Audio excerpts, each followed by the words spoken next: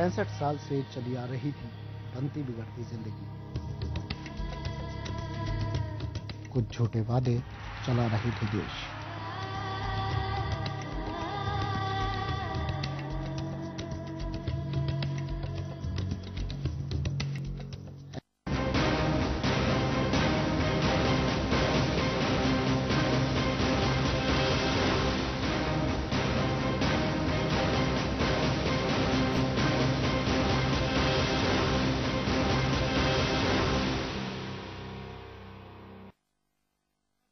स्वागत आपका। मैं हूं योगेंद्र और आप देख रहे हैं कैसी हो सरकार। ईवीएम में 8000 से अधिक प्रत्याशियों की किस्मत कैद है। आपका मेरा तमाम देश के उस जागरूक मतदाता का ये कह सकते हैं कि आम आदमी का एक धारणा है, एक इच्छा है कि आखिर सरकार कैसी होगी, कैसी हो। लेकिन उससे पहले हम चर्चा करना चाहेंगे कि आखिर आम जन क्या सोचता है कि भविष्य की सरकार कैसी हो। जिन हाथों में 5 साल हम एक सुरक्षित भविष्य की, देश की एक अमन चैन शांति की अपेक्षा लेकर के जिन हाथों में सौंपने जा रहे हैं, वो आखिर सरकार कैसी हो। कल आपने देखा युवा पीढ़ी क्या चाहती है भावी सरकार से, और आज हम बात करेंगे कि देश की आधी आबादी, जिसे मात्र शक्ति कहा जाता है, आखिर वो कैसी सरकार की अपेक्षा करती है। यहां हमारे साथ में अलग अलग सेक्टर से महिलाएं आई हुई है, पॉलिटिकल सेक्टर से भी हैं, अलग अलग हम कह सकते हैं कि कोई सोशल एक्टिविस्ट हैं, प्रोफेसर हैं, अलग अलग हैं। तो मैं एक एक से आपको इंट्रोड्यूस कराऊंगा और उसके बाद में उनके विचार जानने की कोशिश करेंगे कि क्या चाहती है आधी आबादी की भविष्य की सरकार कैसी हो। सबसे पहले मैं बात करना चाहूंगा, हमारे बीच अमला बत्रा जी हैं जो प्रोफेसर हैं और महारानी कॉलेज जयपुर की पूर्व प्राचार्य है। उनसे मैं जानना चाहूंगा कि भविष्य की सरकार कैसी हो। अमला जी, आपसे जानना चाहेंगे। जरूर। सपने देख रहे हैं हम भी, सबकी नई सरकार के लिए उम्मीद है। नई सरकार आएगी, पता नहीं है, खैर जो भी सरकार आए। सबसे पहले तो मैं कहूंगी सबसे इंपॉर्टेंट चीज जो है अपने देश के लिए, गांव और शहरों का जो डिफरेंस है वो कम करे सरकार। दूसरा, जो एंटरप्रेन्योरशिप है लेडीज को, गांव की लेडीज को, वो दी जाए, सिखाया जाए, स्किल्स डेवलप करी जाए, एजुकेशन डेवलप करी जाए। ये सारी चीजें जैसा इन्होंने कहा है, विकास and good governance, that is very important. ये गुड गवर्नेंस सिर्फ शहरों तक जाके नहीं रुके, बल्कि ये गांवों तक जाए। गांव की जो शेप है, आज जो उनकी शक्ल है, वो बदलनी चाहिए। ये बहुत जरूरी है, क्योंकि जब तक हमारे गांव नहीं बदलेंगे, विकास दर कितनी भी हो जाए, कितने भी मॉल्स बना लें, कितने भी मेट्रोस बन जाए, पर वहां पर अभी भी कुछ नहीं है। 60 साल में पानी की व्यवस्था पूरी होनी चाहिए, वहां पर उनको लोन्स मिलने चाहिए अच्छे। प्लस जो लेडीज जिनके पास सिर्फ एक लेडी है, 2 बच्चियां रह गई, विडो हो गई है लेडी, जिनके पास 2 बेटियां हैं, उनको हर प्रकार से सहारा मिलना चाहिए। उनको लो दरों पे जो है लोन मिलना चाहिए, और उसकी इंटरेस्ट रेट भी देने के लिए कम, लेने के लिए ज्यादा मिलनी चाहिए। तो मानना यह है कि एटलीस्ट जो हम एक चर्चा सुनते हैं कि अगले जन्म वही बेटी ना कीजो, नई सरकार में तो उम्मीद की जा सकती है कि वो धारणा बदलनी चाहिए। जी। साथ में भ्रूण हत्या रुके, आज भी देखिए बेटियों का आ रहा है। प्लस सारे फ्रंटियर्स लेडीज के लिए खुले होने चाहिए, हर एक फ्रंटियर। आज शायद पेपर में पढ़ा होगा आपने, साइप्रस में पीस कोर के लिए नॉर्वेगियन लेडी को वहां भेजा गया, and she is major general, first major general who has been sent for the peace corps. तो इट्स वेरी इंपॉर्टेंट। इसी तरह से हमारे भारत में भी सारे फ्रंटियर्स खुले होने चाहिए। देखिए, घर बनाती है, अपना परिवार सजोती है, सैक्रिफाइस करती है, हर प्रकार से लेडी, माफ करिएगा, पुरुषों से कहीं बेहतर है। मैं स्वीकार करता हूं कि दोहरी जिम्मेदारी है। घर की जिम्मेदारी के साथ साथ अगर वो पॉलिटिकल सेक्टर में भी है तो भी उनकी, अगर पुरुष के पास में 2 जिम्मेदारी है तो 3 जिम्मेदारियां निश्चित रूप से महिला के पास में है। क्या करती है वो? हमीदा जी हमारे साथ में, हमीदा बेगम फॉर्मर मिनिस्टर हैं राजस्थान सरकार की। हमीदा जी, मैं एक, आप पॉलिटिशियन तो ही, लेकिन एक इस देश की, इस प्रदेश की, इस समाज की एक सजग महिला भी हैं। वो शायद आप पहले हैं बजाय पॉलिटिशियन के। तो भविष्य की एक सरकार किन्हीं हाथों में जाए, वो कोई पार्टी हो सकती है, लेकिन आप क्या अपेक्षा रखेंगे उससे? सबसे बड़ी अपेक्षा तो हम ये रखते हैं सरकार किसकी बनती है नहीं बनती।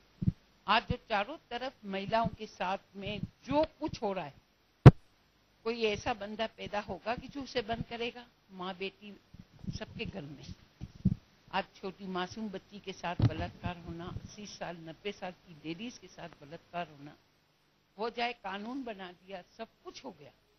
पिछली जो यूपीए की सरकार है उन्होंने कानून बनाया, तो ये बंद होना चाहिए। भ्रूण हत्या बंद होनी चाहिए। पॉलिटिक्स के अंदर महिलाओं को कहते हैं कि हम इतना परसेंट दे रहे हैं, देता कोई नहीं है। कोई पार्टी इसको कंसीडर नहीं कर रही। वो या तो महिलाओं की शक्ति से इतने डरे हुए हैं कि महिलाओं को आगे लाना नहीं चाहते। मुझे तो ऐसा ही करीब करीब लगता है। अब आप सब कैसा महसूस करते हैं ये आप बताएंगे कि महिलाओं की शक्ति से वो इतना डरे हुए क्योंकि एक गृहिणी ही घर चलाती है। हमने किसी न्यू कमर को ले आते हैं और उनको टिकट दे देते हैं। उनकी टिकट को इधर से उधर करने के लिए आप किसी का भी एडजस्टमेंट करते हैं। तो राजनीति में इसलिए सम्राट परिवार की जो महिलाएं आना चाहती है वो इसीलिए नहीं आती कि बिना मतलब से रगड़पट्टी तो खूब कराएंगे, मीटिंगों में बुलाएंगे, हमें आंदोलन में बुलाएंगे, हमें वहां ले जाएंगे, लेकिन दरअसल ये हमें कहीं पर भी आगे आने का मौका होगा तो ये पहले अपने आप को लाएंगे, फिर अपने चाहतों को लाएंगे, फिर बाद में जाकर जब टिकट का वक्त आता है तो कार्यकर्ताओं को इग्नोर कर दिया जाता है। इग्नोर कर दिया जाता है। हर पार्टी करती है ये, एक पार्टी किसी एक का नाम नहीं ले रही। जी, मैं इसी वजह से आपसे कहा था कि पार्टी प्लेटफॉर्म से ऊपर उठ करके आप कहें। चलिए, तो हमारे साथ सुमन जी हैं इस वक्त। सुमन शर्मा जी हैं, राजस्थान भाजपा महिला मोर्चा की प्रदेश अध्यक्ष हैं और भाजपा की कद्दावर नेता हैं। लेकिन सुमन जी, मैं आपसे जानना चाहूंगा कि आप देखिए, समाज की एक जागरूक महिला मैं आपको पहले मानता हूं बजाय पॉलिटिशियन के, और ये जो चर्चा हम कर रहे हैं, हम हो सकता है बहुत सारे लोगों को ये निरर्थक लग रही होगी इस मायने में कि इलेक्शन हो चुका है, ईवीएम में सबकी तकदीर कैद है, जो प्रत्याशी मैदानी जंग में थे। इस चर्चा का औचित्य क्या है? लेकिन हम आपको विश्वास दिलाते हैं कि आजादी जब देश को मिली थी तो उससे पहले इसी तरह से नुक्कड़ सभाएं और नाटक थी। जो चिराग आज जिसके उजियारे में हम खुली सांसें ले रहे थे, शायद उसकी वजह भी यही थी। इसी तरह से अगर कहीं एक प्रयास होगा तो मेरा मानना है कि जो इस बहस में हिस्सा ले रहे हो उनके रहते हुए कितनी कारगर होगी, लेकिन आने वाली पीढ़ी के लिए जरूर ये एहसास होगा कि इस तरह की बहसें शायद उस मुकाम तक पहुंच रही हैं। आप के परिचित देख रहे होंगे और लोग देख रहे होंगे, वो जरूर इस बात का एहसास करेंगे कि आधी आबादी आज मात्र गिनी चुनी महिलाएं संसद तक पहुंच रही हैं, तो एक चिंता का विषय होना चाहिए। और शायद इस तरह की छोटी चर्चाएं बड़ी बहस को भी जन्म देती है। मैं आपको एक उदाहरण देना चाहूंगा कि 16 दिसंबर 2012 की घटना, शायद किसी ने भी किसी बच्ची को छेड़ा हो तो ये सोचता होगा कि ये कुछ नहीं कह सकती, लेकिन कभी किसी को ये एहसास नहीं था कि जब ये गुब्बार फूटेगा तो ये लावा में भी बदल सकता है और देश की राजधानी की सड़कें जाम हो सकती हैं इस मात्र शक्ति के कारण, जिसका शायद किसी ने अंदाजा नहीं लगाया होगा। और एक वही वजह है कि महिला जिस दिन अपनी ठानेंगे तो शायद आरक्षण बिल भी वो दूर नहीं होगा। खैर, मैं सुमन जी से जानना चाहूंगा। सुमन जी, एक पार्टी प्लेटफॉर्म से ऊपर उठ करके बात करें तो आज महिला के नाते समझिए कि समाज की जागरूक नारी, एक मां बहन, उसके नाते नई सरकार से क्या अपेक्षा कर सकती है? सबसे पहले तो आपके चैनल को बधाई देना चाहूंगी कि हमारी जाति पे आप लोगों ने चर्चा रखी। ये सबसे कितनी भी आजादी के 60-65 साल हो गए और चर्चाओं में हम लोग बहुत रहे, लेकिन ईमानदार चर्चा कभी किसी ने की नहीं। अगर की होती तो हम लोग के हालात भी ऐसे नहीं होते। हम लोग एक विषय बन सकते हैं, चर्चा हो सकती है, लेकिन ईमानदारी से जब देने की बारी आती है तो महिलाओं को पीछे कहीं धकेल दिया जाता है। मैं पार्टी पॉलिटिक्स से ऊपर उठ के बात बता रही हूँ। आपके कॉर्पोरेट जगत में भी यही होता है। महिलाओं की संख्या सब जगह बहुत अच्छी नहीं दिखती है, कॉलेजेस हो, स्कूल हो और हमारे पॉलिटिक्स का फील्ड हो। तो महिलाओं के साथ कारण जो मुझे लगता है कि जो नीति नियंता देश के रहे हैं उसमें महिलाओं की बहुत अग्रणी भूमिका नहीं रही। जिन्होंने मुझे लगता है विधान बनाया इस देश का, जिन्होंने संविधान बनाया इस देश का, वो भी एक पुरुष थे। तो उनकी मानसिकता में उन पे कोई प्रश्न चिन्ह नहीं लगाती। लेकिन जब कानून बन रहा था इस देश का, भारत की कल्पना हो रही थी कि हम लोग सभी धर्म, सभी जाति के लोग एक हैं, सभी संप्रदाय को एक लेके हम आगे बढ़ेंगे, वहां मुझे लगता है कहीं चूक हुई थी और महिलाओं को ये दोयम दर्जा वहीं से शुरुआत हुई थी। पहले लोग देवी के रूप में हमें पूजा करते थे और चाहते थे कि हम घर की देहरी को लांगे नहीं। सीता ने भी लक्ष्मण रेखा पार की तो बहुत कष्ट भोगा। तो मुझे लगता है कि वो लक्ष्मण रेखा एक ऐसी खींची गई हम लोगों के लिए जो आज तक हम उसको पार नहीं कर पाए। जो महिलाएं दोहरी जिंदगी की बात मैं कह रही हूँ कि दफ्तर भी संभालती हैं और घर भी संभालती हैं, उनके स्ट्रगल की कहानी इतनी दुखदाई है योगेंद्र जी, बताऊंगी तो आप शायद अनुभव भी करते होंगे, आपके घर में भी निकलती होंगी महिलाएं बाहर। जिंदगी बहुत सरल नहीं है। बातों और किताबों में देवी के नाम पे पूजे जाने वाली भारतीय नारियों की पीड़ा बहुत खतरनाक है। इसके पीछे राज ये है कि जब तक हम मर्सी पे जीना नहीं चाहते, हम आरक्षण के लिए नहीं चाहते थे कि हमें आरक्षण मिले, क्योंकि हमारी कैपेबिलिटी, विमेन पावर जो है बहुत स्ट्रांग है, लेकिन उसको दबा के रखा गया। हम आरक्षण इसलिए मांगते हैं कि यदि आरक्षण हमें नहीं मिलेगा, तब जब तक आरक्षण हमें नहीं मिलेगा तब तक हमारा अधिकार हमको नहीं मिलेगा। इसलिए एक बार हमें सहारा दो, चाहे कोई भी पार्टी के लोग हों। मैं अभी यहाँ क्रिटिसाइज नहीं करूंगी कि उन्होंने नहीं दिया, इन्होंने नहीं दिया। मैं नई सरकार से ये उम्मीद करती हूँ, और सरकार हमारी है, मैं जिस पार्टी की हूँ उसी की सरकार बनने जा रही है, उससे उम्मीद करती हूँ कि नरेंद्र मोदी जी शायद हमें 33% का जो हम बहुत सालों से सपना देख रहे हैं। स्वर्गीय गीता मुखर्जी कम्युनिस्ट लीडर थी, लेकिन उन्होंने 33% के लिए बहुत संघर्ष किया। सुषमा जी आज हमारे बीच में है, वो बहुत संघर्ष करती रहती हैं। शायद ये सपना सरकार प्रायोरिटी के साथ लेगी और इसी आने वाले 16वीं लोकसभा में हमें ये बिल पारित होता नजर आएगा, और तभी हमें अपने अधिकारों का अमली जामना तब मिलेगा। और ये हकीकत, लोग कहते हैं राजनीति के बिना आज एक डगर नहीं चल सकते हो आप, राजनीति को अपने जीवन से अलग नहीं कर सकते हो, क्योंकि ये ही मूल्य निर्धारण करते हैं, यही चरित्र निर्धारण करते हैं, और यही समाज की मर्यादाएं भी निर्धारित करते हैं। इसलिए राजनीति को अलग नहीं कर सकते। इसलिए हमें 33% चाहिए, और सरकार से केवल और केवल यही अपेक्षा है कि हम पे एहसान मत करो, हमें हमारा अधिकार दे दो। एक सवाल हो रहा है मेरा आपसे, आप पार्टी में कई बार ऐसी कमेटियों में भी रही हैं जहाँ से टिकट डिसाइड किए जाते हैं। जी बिल्कुल। महिला आपके लिए, खुद के लिए भी टिकट मांगे होंगे और आपके साथियों के लिए भी मांगे होंगी। जब आप कमेटी के बैठकों में जाती हैं तो अपेक्षा करती हैं दूसरी महिलाएं भी कि शायद आप एक नारी के नाते हमारी आवाज उठा सकेंगे। वहां वास्तव में वो आवाज सुनी जाती है या फिर दबा दी जाती है? देखिए, मैं अपने अनुभव से बताना चाहूंगी। पार्टी के प्लेटफॉर्म पे जो हम लोग अनुभव करते हैं, मेरी ही पार्टी नहीं, मैं सभी पार्टियों को जोड़ती हूं। में पार्टी लाइन जो मेरा अनुभव रहा है कि जो नेतृत्व वाले लोग हैं, यदि जैसे हमारी पार्टी की तो हमारी नेता महिला ही हैं, मुख्यमंत्री भी महिला हैं, लेकिन वो भी उस भीड़ में अकेली लगती हैं। जब निर्णय करने की बारी आती है तो वहां उन पुरुषों की झुंड में वो एक अकेली होती हैं, मैं एक अकेली होती हूँ। तो अपनी बात मनवाने का मादा इन पुरुषों के बीच में शायद कहीं ना कहीं उनमें भी रह जाती है, हम में भी रह जाती है। टिकट की टीम में मैं थी, मैं सोच रही थी कि 33% आरक्षण के साथ हम लोग बहुत सारी वो नहीं मिला तो टिकटें दिलवा देंगे। तो मुझे लगा लोग ऐसी सीन क्रिएट करते हैं उस कमेटी में कि आप यकीन नहीं, महिलाओं को देना है तो ऐसी जगह से दे दो जहां से हारने की गुंजाइश है। तो वहां हम हाथ खड़े कर देते हैं कि नहीं, हम वहां से नहीं लेंगे, तो नहीं लेंगे तो जाइए, आपकी मनमर्जी वाली सीट थोड़ी देंगे। बाकी पुरुष लोग पहले ही अपनी बंदर बांट कर लेते हैं कि हमको यहाँ, हम ही मजबूत हैं। तो ये जो मसल पावर है ना, वो महिलाओं के पास नहीं है। इनर पावर तो है महिलाओं के पास, बहुत स्ट्रांग है, बायोलॉजिकल बहुत स्ट्रांग है, लेकिन एक मसल पावर जो होती है ना, वो महिलाओं के पास नहीं है। और मसल और मनी पावर, दो को मैं जोड़ना चाहूंगी। ये पावर की कमी के कारण हम लोग मात खाते हैं, अपने पैनल में भी मात खाते हैं और कई जगह मात खाते हैं। तो मुझे लगता है कि ये विडंबना हो जाती है फिर महिला होना। और उस समय जहां हम गर्व करते हैं, देश में बहुत डिबेट में चर्चा में जाते हैं कि हम महिला हैं, गर्व से कहो हम बेटी हैं, गर्व से कहो हम माँ हैं, वहां कहीं बहुत बुरा लगता है कि हम महिला क्यों हुए। आज हम पुरुष होते तो ये चीज हमें आसानी से मिल जाती, महिला होने के कारण कहीं ना कहीं हम पिछड़ते हैं। कितनी भी शक्तिशाली महिला हो, मैं ये कहना चाहूंगी कि हम आप यहाँ बैठी हुई नहीं, बहुत सारी, जैसे वसुंधरा जी का एक एग्जाम्पल देना चाहूंगी। जब महिलाओं पे बात हो रही है, वसुंधरा जी के भी रास्ते बहुत आसान नहीं थे। अगर आपने उनके पॉलिटिकल कैरियर को देखा होगा, कितना स्ट्रगल, कितने एग्जाम, कितनी परीक्षाएं देते हुए वो अपने को प्रूव कर पाई है। एक लंबा फेज है। तो ये स्ट्रगल का जो फेज है वो हम सबके जीवन में आता है, और तब दुख होता है कि क्यों बेटी बने, क्यों माँ बने, क्यों औरत बने। चर्चा वही है, आप जो कह रहे हैं उसको एक आजकल एक टाइटल चल रहा है कि अगले जन्म वो बेटी ना कीजो, लेकिन ऐसा नहीं होगा। इस तरह की चर्चाएं हैं, उस मुकाम तक जरूर पहुंचेंगी। मैं आपसे जानना चाहूंगा दीपा जी, आप परिचय भी दीजिए, और आपसे जो हमारी बहस नहीं कह सकते, चर्चा है हमारी ये कि भविष्य की सरकार कैसी हो, आप अपने एक बार परिचय दे दीजिए और फिर हम आपसे जानना चाहेंगे। योगिंदर जी, मैं एक एनजीओ चलाती हूँ कॉलिस के नाम से, quality of life improvement society, और ये एक महिलाओं की एनजीओ है जिसमें मेरे साथ करीब 1-1.5 हजार महिलाएं जुड़ी हुई हैं। हम लोग स्किल डेवलपमेंट और आदि विषयों पे काम करते हैं। अब अपन मेन मुद्दे पे आ जाते हैं, जो अपन कह रहे हैं कि जो महिलाओं की समस्या है, जो सुमन जी ने कहा, हमीदा जी ने कहा, अमला जी ने कहा, ये बिल्कुल ठीक बातें हैं। ये बिल्कुल सही है कि एक महिला को बहुत ज़्यादा स्ट्रगल करना पड़ता है किसी भी प्लेटफॉर्म पे पहुंचने के लिए है। मैं क्योंकि एनजीओ चलाती हूँ तो मेरा रूरल महिलाओं से ज़्यादा वास्ता रहता है।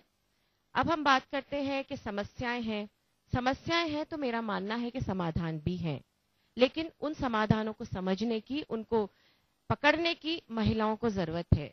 हम नीति की बात करते हैं, कोई भी सरकार आए, आज फैसला आने वाला है 2-4-5 दिन में, कोई भी सरकार आए, इस चर्चा में हम उसके बारे में बिल्कुल चर्चा नहीं करेंगे कि ये सरकार आएगी, ये सरकार आएगी। अभी जो सरकार आए या 5 साल बाद भविष्य में जो सरकार आए, हमारा तो यही मानना है, हमारी यही आवाज उठेगी कि जो भी नीतियां बने, जो भी हम लॉज बनाएं, जो भी बायलॉज बनाएं, वो औरतों को ध्यान में रख के बनाना चाहिए।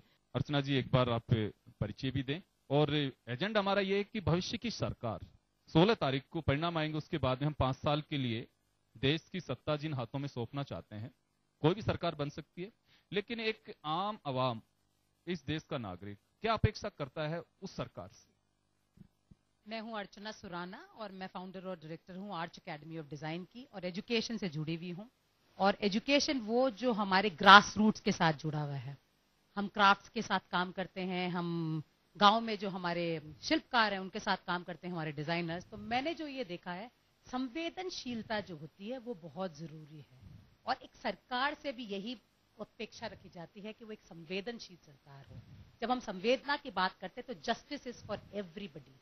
आप पुरुष या महिला की बात नहीं है यहाँ पर। Every human being has the right to have justice, equality and power. And जो हमारे लिए जो बना है वो पुरुषों के लिए बना है, तो कोई बराबरी की बात नहीं है।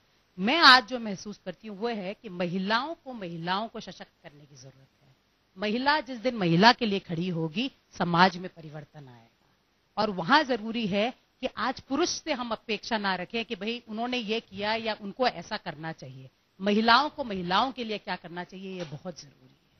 और मेरा ये मानना है, क्योंकि मैं एक हिलेरी क्लिंटन की ये एनजीओ है उससे मैं जुड़ी हुई हूँ, और हम लोग 110 महिलाएं हैं जो करीबन 30 देशों के साथ से हम जुड़ी हुई महिलाएं हैं। तो मैं इंटरनेशनल लेवल पे जानती हूँ, जहां पर अफ्रीका जैसे कंट्रीज में, इंडिया जैसी कंट्रीज में जो कॉमन प्रॉब्लम्स है विमेन के साथ में, जहां विमेन अलग अलग बोर्ड्स पे होनी जरूरी है, हर जगह उनका प्रतिनिधित्व होना जरूरी है, उनकी प्रेजेंस होनी जरूरी है, तभी वो संवेदनशीलता आ सकती है। तो जो हम ये बात कर रहे हैं कि सरकार के अंदर में हम 33% की बात कर रहे हैं, अगर आप देखें अगर हम लोग जो महिलाएं 50% है, आज अगर महिलाओं की सरकार बनती है, एक अलग पार्टी बनती है जो केवल महिलाओं की हो पूरे देश में, तो आप जानिए कि उन दूसरे पार्टीज का क्या हाल होगा जो महिलाओं के लिए बात करेगी। और महिलाओं के 50% वोट अगर महिलाओं के लिए, एक सवाल हो रहा है मेरा इसी से जुड़ा हुआ, अगर 33% आरक्षण बिल दे भी दिया जाता है तो क्या मानना आपका कि कितनी स्थितियां बदल जाएंगी? देखिए, कुछ भी हो चाहे, आज आरक्षण जब अंबेडकर साहब ने जब किया था तो उन्होंने कुछ सोच के किया था। उसका नतीजा आज क्या है कि आज कुछ ना कुछ करके SC ST वर्ग को बहुत कुछ हासिल हो गया। वैसे ही हमको ये बात करने की जरूरत नहीं है कि आज उनकी बेटी को मिलेगी, उसकी बहू को मिला था, तो उन्होंने कुछ सोच के किया था। उसका नतीजा आज क्या है कि आज कुछ ना कुछ करके SC ST वर्ग को बहुत कुछ हासिल हो गया। वैसे ही हमको ये बात करने की जरूरत नहीं है कि आज उनकी बेटी को मिलेगी, उसकी बहू को मिलेगी। उन्हीं बेटियों में, उन्हीं बहुओं के अंदर में से कुछ ऐसी महिलाएं निकलेगी जो दूसरी महिलाओं को भी आगे करेगी। तो जरूरी है कि ये बहुत अच्छा डायनेमिक, मतलब ये नहीं है कि रातों रात परिवर्तन आ जाएगा, लेकिन परिवर्तन आएगा। महिलाएं आगे आने जरूरी है, चाहे वो किसी भी वर्ग से आगे आए, और जैसे ही महिला आगे आएगी वो दूसरी महिला को सशक्त करे। ये एजुकेशन एक महिला को मिलनी जरूरी है। जी, चारू जी हैं हमारे साथ में। चारू जी, आप एक एनजीओ से भी जुड़ी रही हैं, सोशल एक्टिविस्ट भी हैं, पॉलिटिकल पार्टी से भी जुड़ी हैं। आपसे जानना चाहूंगा मैं कि भविष्य की सरकार, पहला सवाल तो मेरा यही है जिस एजेंडे पे हम बात कर रहे हैं, कि कैसी हो भविष्य की सरकार? महिलाएं जो है सबसे पहले रसोई से जुड़ी होती हैं, और रसोई से जुड़ने का नाता मैं कहना चाहूंगी महंगाई से मैं इसको जोड़ना चाहूंगी। आए दिन कभी गैस के भाव बढ़ते हैं, कभी दूध के भाव बढ़ते हैं, कभी घी के या छाछ के भाव बढ़ते हैं, तो उनका सारा जो बजट है वो चरमरा जाता है। तो महिलाएं ये चाहती हैं, अभी सरकार से, आने वाली सरकार से अपेक्षा रखती है कि वो महंगाई पे कहीं ना कहीं कंट्रोल करेंगी, और एक उनको इस तरीके से एक वातावरण मिलेगा कि वो अपनी रोजी रोटी जो अपने परिवार को एक आराम से मुहैया करा सके। दूसरा, महिलाएं जो चाहती है वो है सुरक्षा। आज की एक, अभी मैं न्यूज देख रही थी तो उसमें था कि एक महिला कांस्टेबल के साथ ही एक गलत कार्य जो हुआ है पुलिस थाने के अंदर ही। तो इस तरह की घटनाएं, जब पुलिस के अंदर महिलाएं सुरक्षित नहीं है तो सड़क पर चलने वाली महिलाएं कैसे सुरक्षित होंगी। तो महिलाओं को सुरक्षा मिले, उनको पूरा सम्मान मिले, ऐसी हमारे को आने वाली सरकार से अपेक्षा है। चारू जी, मैं एक बात कहना चाहूंगा। इसी तरह की स्टोरी हमने 5 दिन पहले की थी। मैंने एक बच्ची से बात की, 2 बच्चियां थी, एक एमजीडी स्कूल से, एक महारानी कॉलेज से। उनके जो शब्द थे बड़े ही, मैं स्तब्ध था वो शब्द सुनकर के, कि अब तो जानवरों से डर नहीं लगता, इंसानों से डर लगता है। ये उनके शब्द थे। अब इससे आगे मैं कुछ नहीं कहना, मतलब उनके शब्द हम इसी तरह की स्टोरी के लिए चाह रहे थे। तो इस तरह की जो स्थिति है, लेकिन ये दूर आखिर कैसे हो? देखिए, इसके लिए तो हमको अपना सामाजिक वातावरण, सामाजिक परिवेश ही चेंज करना पड़ेगा, क्योंकि हम जिस रास्ते पे जा रहे हैं, वेस्टर्न कल्चर को तो हम अपना रहे हैं, लेकिन उसकी जो खामियां हैं, अच्छाइयों को कम और खामियों को हम कुछ ज्यादा ही उनका आवरण करते जा रहे हैं। तो कहीं ना कहीं परिवार को अपने इस चीज को ध्यान रखना होगा अपने बच्चों के लिए, और उनको इस तरह के संस्कार उनको प्रोवाइड कराने होंगे कि इस तरह की जो है उनके अंदर ये भावनाएं ना आए और इस तरह की वो हरकत भी ना करें। तो महिलाओं को जो सुरक्षा और सम्मान की बात जो मैं आपको कह रही थी, वो मिलना बहुत जरूरी है। हम तो ये देख रहे हैं कि आज शिक्षा के क्षेत्र के अंदर भी बच्ची है, स्कूल जाती है, तो वहाँ उनको प्रॉपर सैनिटेशन की फैसिलिटीज भी नहीं है। आज हमारी आजादी को 65 वर्ष से ऊपर हो चुके हैं, बच्चियां स्कूल में पढ़ने कैसे जाए, और हम उधर आरक्षण की बात करते हैं। अगर उनको शिक्षा का अधिकार प्रॉपर मिल जाएगा, अगर वो स्कूल पढ़ लेंगी, चली जाएंगी, तो मुझे नहीं लगता कि वो अपने आप उनमें जो अभी हम बात कर रहे हैं वुमेन में एक इनर पावर होती है, तो वो अपने आप इनर पावर आज नहीं तो 10 साल बाद निकल करके आएगी और हमें किसी आरक्षण की जरूरत नहीं रहेगी। हमारे साथ रश्मि जी हैं, रश्मि जैन हैं, जो समाजशास्त्री हैं। रश्मि जी, आपसे मैं जानना चाहूंगा कि 3 मेजर इश्यू इस वक्त चल रहे हैं: सामाजिक सुरक्षा, महिला सशक्तिकरण और महिला आरक्षण बिल। अगर ये सरकार भविष्य की 5 साल में अगर 3 चीज भी देती है, तो मेरा मानना है कि महिलाएं शायद एक स्तंभ की तरह इस समाज में खड़ी होंगी। जिस तरह से आज सुमन जी ने कहा कि हम कोशिश करते हैं, बावजूद इसके कि पुरुष मानसिकता अभी भी बाहर नहीं निकल पा रहे, तो शायद वो एक बहुत मजबूती होगी अगर इतना भी कर पाते हैं। तो आपका क्या कहना है इस पे? नहीं, बिल्कुल सही कहा आपने कि महिला सुरक्षा बहुत सबसे ज्वलंत समस्या जो है वो महिला सुरक्षा की है। यदि हम अखबार पढ़ते हैं तो चेन स्नैचिंग है, रेप है, इतने सारे केसेस हमको दिखाई देते हैं। तो क्या 21वीं सदी में आकर भी क्या हमें आज भी अपनी सुरक्षा के लिए पूछना पड़ेगा? तो सबसे बड़ा प्रश्न तो ये उठता है कि इतने सालों में क्या सरकार क्यों नहीं महिलाओं को सुरक्षा दे पाई? महिलाएं अपने घर में ही सुरक्षित नहीं है। अभी ये चर्चा हो रही थी तो कहा जा रहा था कि भाई लॉज जो है वो इफेक्टिव होने चाहिए। सही बात है, कोई भी कानून को यदि हम देखते हैं तो कानून अपने आप में संपूर्ण है, लेकिन उस कानून की क्रियान्विति या कानून के अवेयरनेस में कमी है। हम ही नहीं जाकर उसके लिए आवाज उठाते। अपनी आवाज के लिए कौन जाएगा? हम हमेशा ये एक्सपेक्ट करते हैं कि दूसरा हमारी आवाज उठाए, पर ये नहीं है। महिलाओं को खुद को अपनी आवाज बनना होगा। जब तक महिलाएं अपनी आवाज नहीं बनेंगी, 16 दिसंबर की घटना की आपने बात करी, और ये एक मैं कह सकती हूँ एक लैंडमार्क घटना थी, क्योंकि इस पे लोगों ने उस पे अपनी प्रतिक्रिया, जन आक्रोश उबला, और जन आक्रोश जिस तरह से एक फोरम के रूप में आया, उसने कहीं ना कहीं राजनीतिक पार्टियों को चुनौती दी है कि यह मुद्दा सिर्फ अब बातचीत का मुद्दा नहीं रह गया, इसमें कुछ न कुछ अमल हमको करना पड़ेगा। शालिनी जी, आपसे मैं जानना चाहूंगा कि भविष्य की सरकार को लेके क्या अपेक्षा रखती हैं?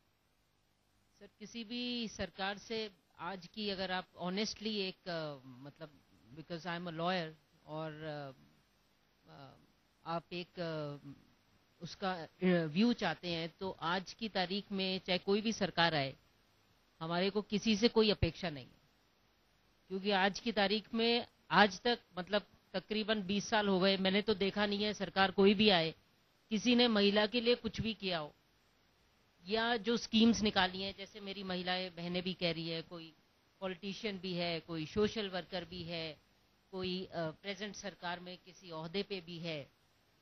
पर आप ये देखिए कि महिलाओं को सबसे पहले तो जैसे आपका चैनल है जन टीवी है, अगर उस दिन कंपेयरिंग एक महिला बैठ के करेगी इस चर्चा पे, तो मेरे ख्याल से वहां से छोटे छोटे ऐसे बदलाव शुरू होंगे।